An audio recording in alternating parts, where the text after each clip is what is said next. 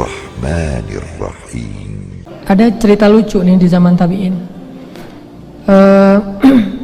Ada seorang sahabat, ada seorang tabi'in baru masuk Islam, orang Badui. Terus udah selesai masuk Islam, dia diajak naik haji, berangkat ke Mekah.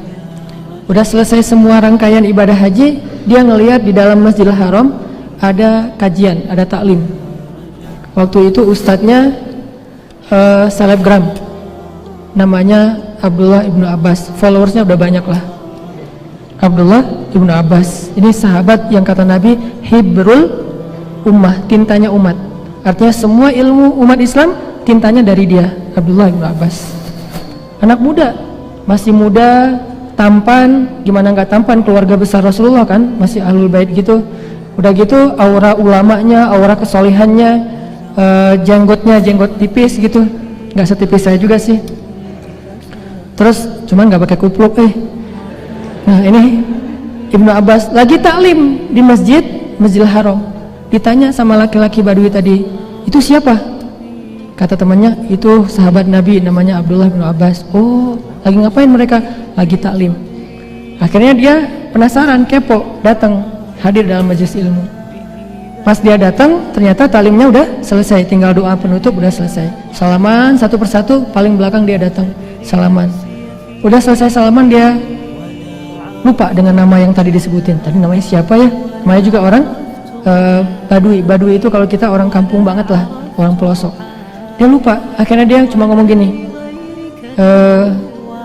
bro gitu, manggilnya bro, kalau bahasa Arabnya akhi. Jadi manggil Ibnu Abbas akhi, padahal itu ulama kan harusnya manggil sayyidi atau syekh atau maulana, tapi manggilnya akhi. Hey bro gitu. Ibnu Abbas senyum, ada apa? Saya baru masuk Islam, ajarkan saya tentang Islam supaya saya bisa taat sama Allah. Oh ya udah, duduk dulu sebentar, duduk. Mau nggak saya bacakan ayat Al-Quran kepada kamu? Dia nanya, Al-Quran itu apa? Dia nggak tahu Al-Quran. Al-Quran itu firman Allah. Oh ada juga gitu-gituan ya di dalam Islam, kata dia. Ada. Oh ya udah deh, bacain aja. Dibacalah satu ayat oleh Ibnu Abbas. Dibacain ayat tentang sedekah. Baru dibaca selesai satu ayat sedekah, dia langsung stop. Hasbuk, hasbuk. Assalamualaikum, waalaikumsalam. Pulang dia. Cuma dengan satu ayat. Dia pulang ke kampungnya, dia keluarkan hartanya sedekah aja selama setahun. Setiap hari sedekah, sedekah, sedekah, sedekah. Kenapa di ayat itu dikatakan sedekah itu akan melipat gandakan harta? Cuman itu doang modal dia. Oh berarti kalau mau lipat ganda harta bukan dagang, tapi sedekah. Dan dia believe. Kalau kita kan berlogika rumit ya. Kalau dia saking polosnya, nggak pakai logika yang rumit, pakainya iman. Oh berarti ada cara yang lebih jitu lagi buat jadi orang kaya, bukan berdagang, tapi sedekah. Tapi dia tetap berdagang, cuman sedekahnya rajin. Setiap hari sedekah, makin kaya raya. Oh bener banget nih, harus ketemu lagi nih sama orang itu. Haji lagi tahun depan, ketemu lagi. Nah sekarang dia udah hafal namanya. Ya Syekh Abdullah, udah kenalan, udah ta'arufan, udah selesai gitu. Nanya, boleh saya ajarin lagi tentang Islam? Kata Abdullah, mau saya lanjutkan ayatnya? Masih ada kelanjutan ayatnya? Dia nggak tahu kalau ayat itu masih ada kelanjutan. Dibacain lagi ayat. Tentang apa? Ayat tentang puasa. Assalamualaikum, waalaikumsalam, pulang. Setiap 2 hari sekali dia puasa. Puasa Daud, puasa aja. Balik lagi, dibacain ayat tentang akidah, tentang kebesaran Allah, tentang akhirat, tentang kematian, tentang kiamat. Akhirnya dia salaman, pulang meninggal.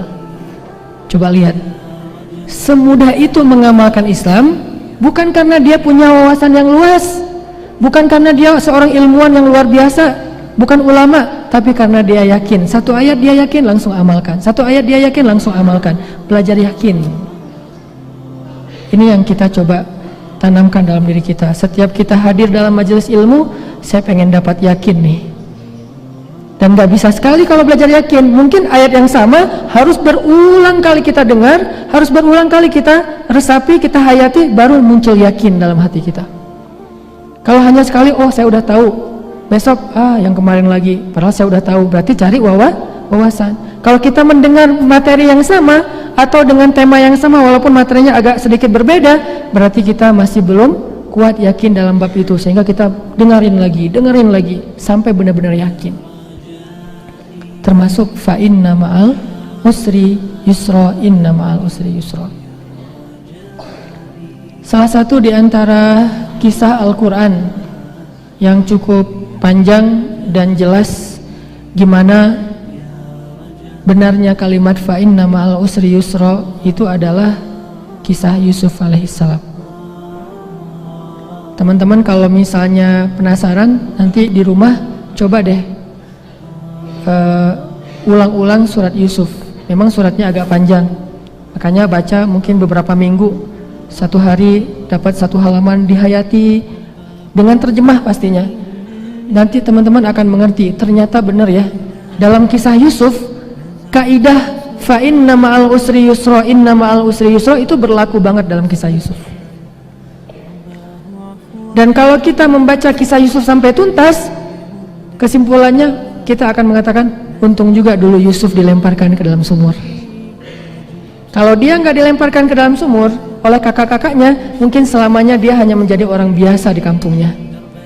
Tapi dengan asbab dia dimusuhi oleh kakak-kakaknya yang dengki, lalu dilemparkan ke dalam sumur yang dangkal, cuman untuk anak kecil susah naik ke atas, ditemukan oleh musafir, dijadikan budak, diperjualbelikan, masuk ke istana, terus ada fitnah cewek di istana, masuk lagi ke dalam penjara.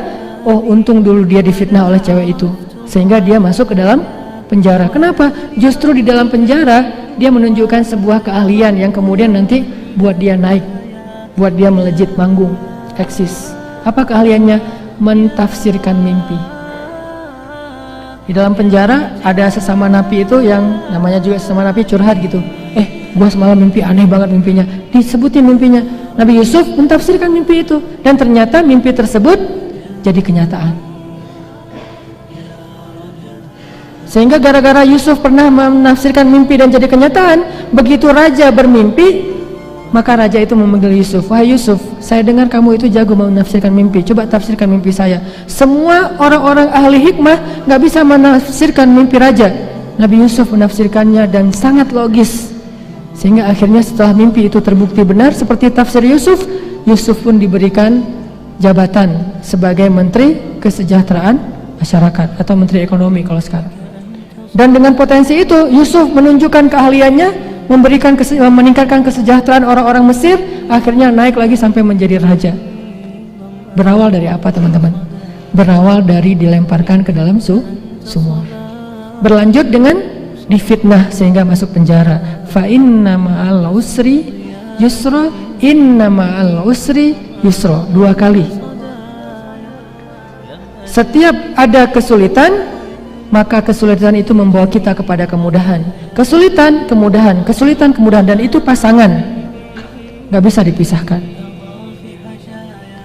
Sebagaimana pasangan antara malam dan siang. Kayak misalnya Nabi bilang gini, ini ada hubungannya dengan fa inna ma'al usri yusra. Malam itu ada beberapa potongan. Ketika potongan malam itu sudah semakin larut, sudah semakin pekat, sudah semakin hening, sudah semakin sunyi, maka berarti malam itu mendekati waktu fajar. Makin sunyi berarti sudah mendekati waktu ayam berkokok, sudah mendekati waktu matahari terbit.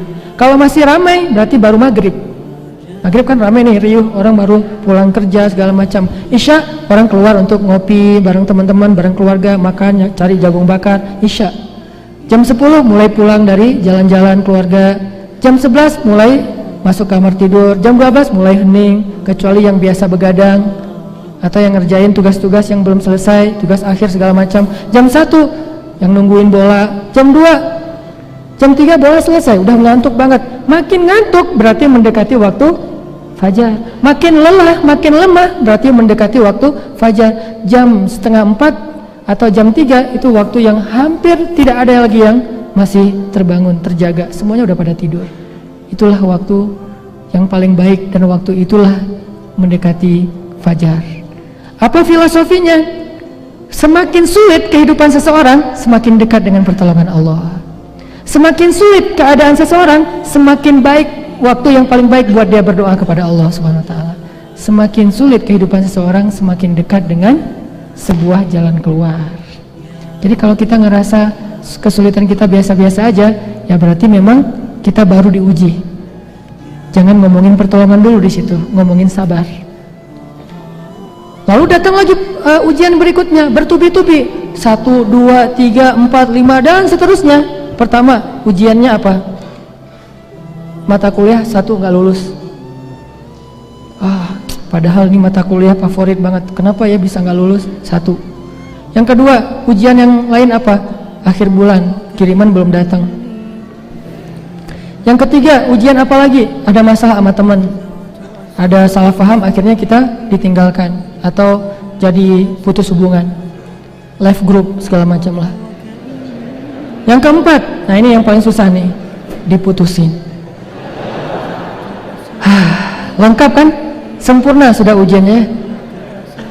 Berarti ketika diputusin sudah mau dekat dengan nyambung lagi yang lain yang lebih baik. Nyambungnya gimana? Mungkin nyambungnya bukan kita jadian yuk, enggak, yuk kita halalan yuk. Maksudnya halal bihalal lebaran gitu. Jadi makin susah, makin sulit, makin banyak ujian yang bertubi-tubi, itu artinya memang semakin dekat dengan yusr, kemudahan. Dan kayak gitulah filosofi malam, semakin pekat, semakin sunyi, semakin lelah, semakin mendekati dengan terbitnya fajar. Makanya di dalam Al-Baqarah Allah juga bilang, Am hasibtum an tadkhulul jannata walamma ya'tikum mathalul ladzina khalaw min qablikum massathumul ba'sa'u wad-dharra'u wa zulzilu. Bukan cuma 1 ujian, 3 sekaligus.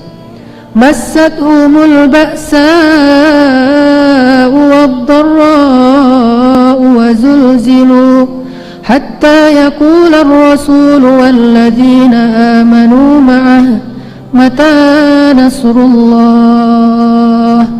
Udah luar biasa ujiannya, maka Rasul dan orang yang beriman pun bertanya, kapan datangnya pertolongan Allah? Apa jawaban Allah? Ala inna nasrallahi qarib. Kalau ujian kalian udah sulit banget, baru Allah mengatakan pastinya pertolongan Allah berarti sudah dekat. Itu maksudnya.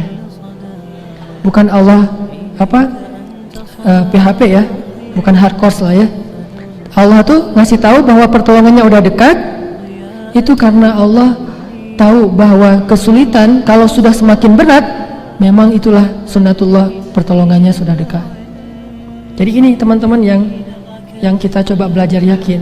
Oh, kenapa ya tahun ini saya ujiannya banyak banget, 1, 2, 3, 4 sampai mungkin kalau kita hitung puluhan. Oh berarti tahun depan sebentar lagi Allah akan mendatangkan kejutan yang luar biasa dalam kehidupan kita. Syaratnya cuma 1, wa basyiris sabirin. Sabar, baru dapat berita gembira, surprise. Kalau nggak sabar, udah rugi dengan musibah, rugi juga nggak dapat apa-apa setelahnya. Kita nggak punya pilihan sebetulnya dalam sunnatullah, karena Allah yang menjadikan kehidupan kita seperti itu. Sebagaimana kita nggak bisa memilih antara siang dan malam. Pengen siang aja, susah. Masa kita mau kejar-kejaran matahari lewat naik pesawat, menghindari matahari kan susah juga ya. Nggak bisa kita menghindari malam. Entar lagi udah mau maghrib, matahari jangan terbenam dulu dong, gua belum selesai nih urusan sama yang ini dan segala macam. Nggak bisa. Itu sunnatullah. Begitu juga dengan ujian dan pertolongan. Itu sama dengan siklus. Tetapi makin sulit ujian, makin dekat dengan pertolongan. Begitu juga dengan kenikmatan. Kenikmatan semakin benderang, semakin nyaman, semakin dekat dengan masa diuji oleh Allah Subhanahu wa taala.